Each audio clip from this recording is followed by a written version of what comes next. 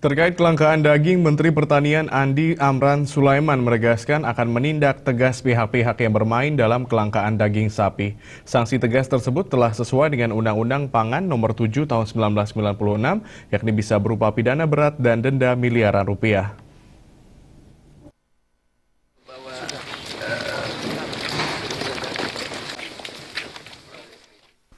Menteri Pertanian Andi Amran Sulaiman menegaskan akan menindak tegas terhadap pihak-pihak yang bermain dalam kelangkaan daging sapi. Pernyataan tersebut diungkapkan Mentan saat kunjungan ke peternakan sapi di Teluk Naga, Tangerang, Provinsi Banten, Kamis pagi. Sanksi tegas tersebut sesuai Undang-Undang Pangan Nomor 7 Tahun 1996 bisa berupa pidana berat dan denda miliaran rupiah. Menurut Mentan, untuk sanksi tegas, ia pribadi sangat setuju untuk tidak akan memberikan rekomendasi impor terhadap importir yang berperan dalam kelangkaan daging sapi di masyarakat. Namun jika secara kelembagaan akan ditindak sesuai Undang-Undang Pangan. Bapak Gubernur, ada juga Bapak Bupati, kami berterima kasih. Tetapi kalau ada yang main-main, melanggar aturan, kami berharap penegak hukum menindak tegas. Itu harapan kami.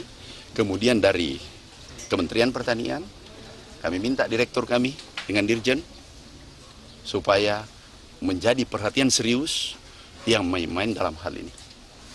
Kalau aku secara pribadi, pasti rekomendasinya tidak keluar untuk berikutnya. Ini pribadi, pendapat pribadi.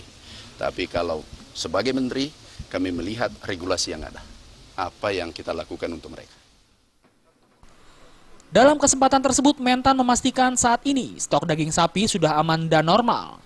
Dirinya merilis stok saat ini sudah mencapai 21.000 ekor, sementara yang keluar sudah 200 ekor sapi. Bahkan harga daging sapi per ekornya dalam keadaan hidup juga sudah turun dari Rp45.000 per kilogram sudah menjadi Rp42.000 per kilogramnya. Dari Jakarta, Rifan Alfi.